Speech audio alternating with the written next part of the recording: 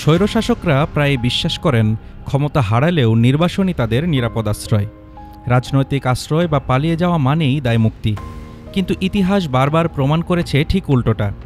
আন্তর্জাতিক মানবাধিকার সংস্থা, জাতিসংঘ সমর্থিত ট্রাইব্যুনাল ও বিচার ব্যবস্থার চাপে শেষ পর্যন্ত তাদের অনেককেই ফিরতে হয়েছে আদালতের কাঠগড়ায়।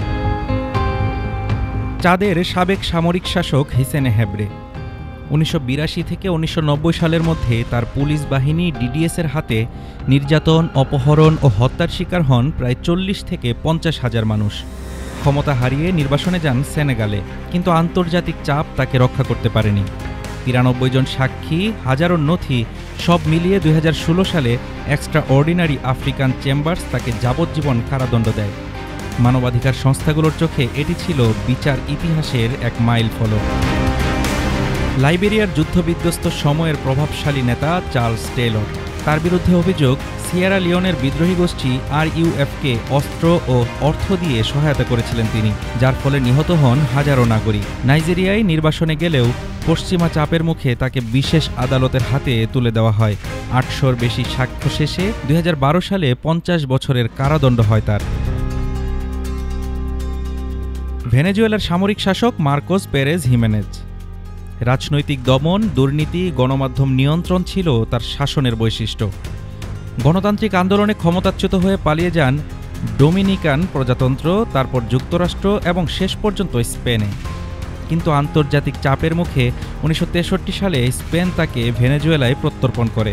বছরের পর বছর আইনি লড়াই শেষে অর্থতছরূপের অভিযোগে দণ্ডিত হলেও আগেই কারাভোগ করায় মুক্তি পান তিনি।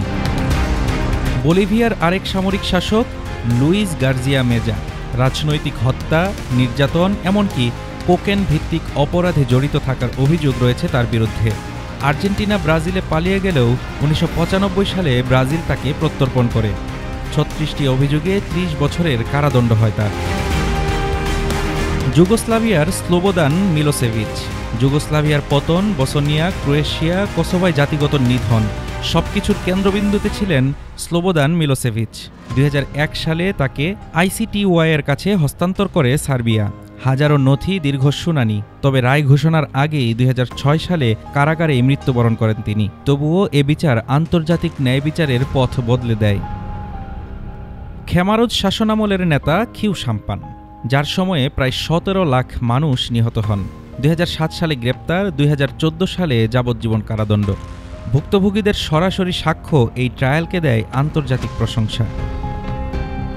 আইভরি কোস্টের লরা বেগবো, নির্বাচন পরবর্তী সহিংসতার দায়ে ২০১১ সালে ICCর হাতে ধরা পড়েন লরা বেগবো। মানবতা বিরোধী অপরাধে অভিযুক্ত হলেও ২০১৯ সালে আদালত তাকে খালাস দেন। তবে নিজের দেশের একটি মামলায় ২০ বছরের দণ্ড বহাল থাকে তার বিরুদ্ধে। এই স্বৈরশাসকদের গল্প একটাই সত্য সামনে আনে: ক্ষমতার আড়ালে লুকানো যায় অপরাধ, কিন্তু শেষ পর্যন্ত বিচার এড়ানো যায় না। নির্বাসন কিংবা রাজনৈতিক আশ্রয়, কোনোটি আন্তর্জাতিক মানবাধিকার আদালতের হাত থেকে তাদের রক্ষা করতে পারেনি। Desk report, Dhaka today.